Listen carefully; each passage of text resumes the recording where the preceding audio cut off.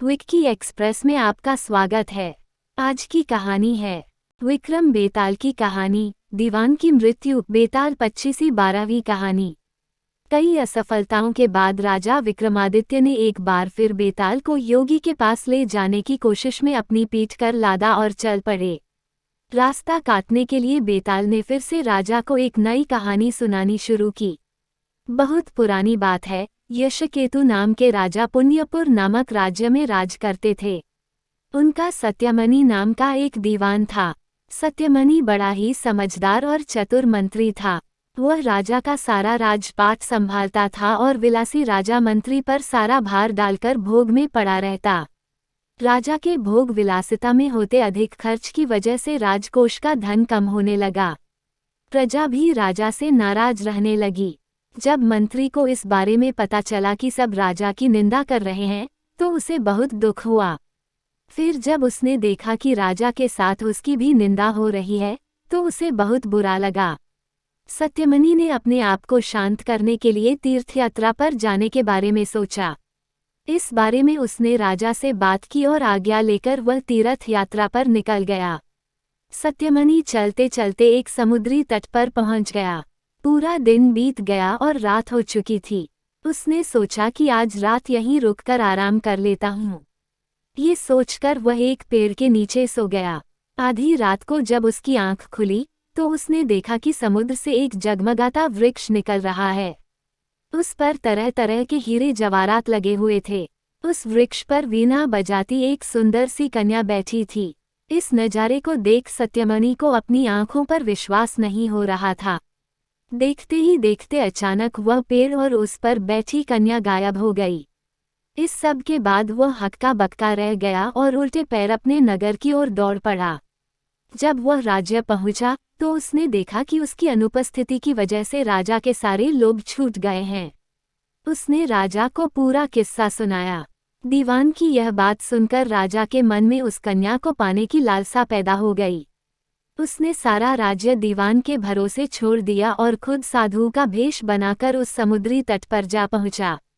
जब रात हुई, तो राजा को भी वह हीरे मोती से जड़ा वृक्ष दिखा। वह कन्या अब भी उस वृक्ष पर बैठी हुई थी। राजा तैरता हुआ उस कन्या के पास जा पहुंचा और उसे अपना परिचय दिया। फिर उसने कन्या से उसके बारे में पूछा। कन्या ने कहा, मेरा नाम मृगांकवती है और मैं राजा गंधर्व विद्याधर की पुत्री हूँ।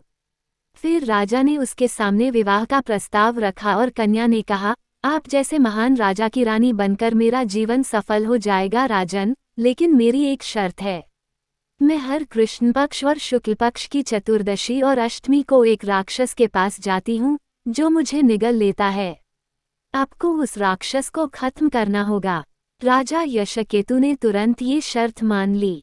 इसके बाद शुक्ल पक्ष की चतुर्दशी आई, तो मृगांकवती रात को बाहर निकली। उसके साथ राजा भी गया और छिपकर उस राक्षस का इंतजार करने लगा। कुछ देर बाद राक्षस वहां आया और कन्या को निगल गया। ये देखकर राजा ने राक्षस पर हमला किया और अपनी तलवार से उसका पेट चीरकर मृगांकवती को जीवित बाहर निकाल लिया। इसके बाद राजा ने उससे पूछा कि यह सब क्या है। इस पर मृगांकवती ने उत्तर दिया कि मैं हर अष्टमी और चतुर्दशी के दिन यहाँ शिव पूजा करने आती हूँ और जब तक मैं घर नहीं लौटती मेरे पिता मेरे बिना कभी भोजन करते। एक बार मुझे घर पहुँचने में देर हो गई और पिताजी को अधिक देर तक भूखा रहना पड़ा। जब मैं घर लौटी तो वह बहुत गुस्सा थे और उन्होंने मुझे श्राप दे दिया कि जब भी मैं चतुर्दशी के दिन पूजा करने जाएंगी, तो एक राक्षस मुझे निगल लेगा। फिर मैं उसका पेट चीरकर बाहर निकल आया करूंगी। जब मैंने उनसे श्राप से मुक्त करने की विनती की, तो उन्होंने कहा कि जब पुण्यपुर के राजा मुझसे विवाह करने के लिए उस राक्षस का वध करेंगे, तो मैं श्राप मुक्त हो जाऊंगी। कन्या के श्राप मुक्त होने के बाद राजा उसे अपने साथ अपने राज्य ले आए और धूमधाम से उसके साथ शादी की। इसके बाद राजा ने दीवान को सारी कहानी सुनाई और यह सब सुनकर दीवान की मृत्यु हो गई। इतना कहकर बेताल ने राजा विक्रम से पूछा, हे राजन, अब तुम ये बताओ कि यह सब सुनकर दीवान की मृत्यु क्यों हुई थी। विक्रम ने कहा, दीवान की मृत्यु इसलिए हुई क्योंकि उसने सोचा कि राजा फिर स्त्री के लोभ में पड़ गया और उसके भोग विलास के कारण राज्य की दशा फिर से खराब हो जाएगी। उस कन्या के बारे में राजा को न बताना ही बेहतर था।